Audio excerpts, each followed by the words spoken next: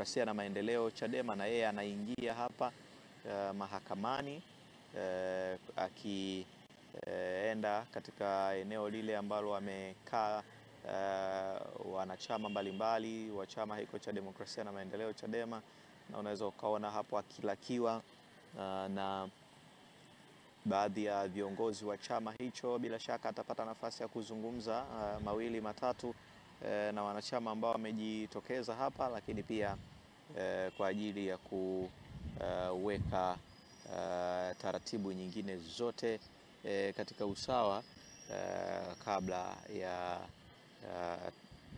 mambo mengine kuendelea.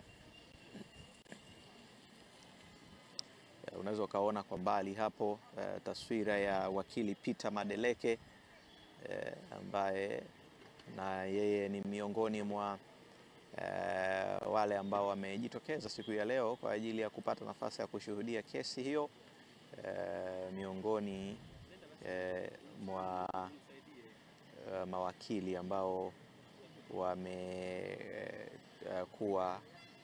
katika vinywa vya habari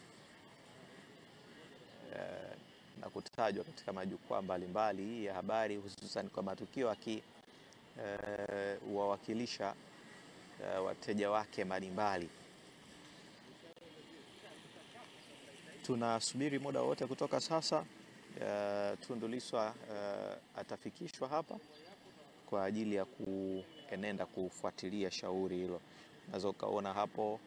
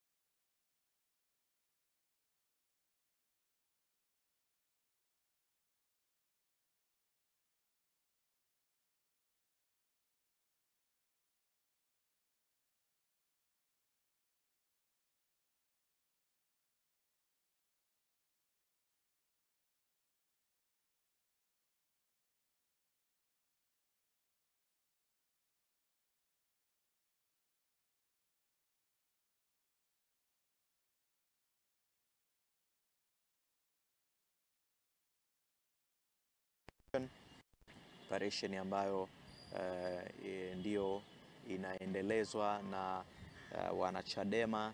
Habari hii inatokea jijini Arusha, inahusiana na hoteli ya kimataifa ya Parrot Hotel. Hoteli hii ina hadhi ya nyota 4 ya ukweli iliyopo Kaloleni jijini Arusha. Jengo lake ni la ghorofa lenye floor 13, vyumba 116 vya kulala vyenye hadhi tofauti tofauti. Hapa kuna executive suite, junior suite, executive, standard bedroom, double deluxe na twin bedroom. Parrot Hotel ndani yake ina migahawa miwili. Mmoja ni maalum kwa ajili ya kupata kahawa za aina zote. Sehemu ya pili ni ya kupata chakula pekee. Hapa kuna bar maalum yenye swimming pool iliyopo floor ya 3. Kuna kumbi za mikutano kubwa 2 na kumbi ndogo ndogo kwa ajili ya vikao. Katika Afrika Mashariki, Parrot Hotel kwa sasa ni hoteli ya mfano kutokana na ubora wa huduma zake.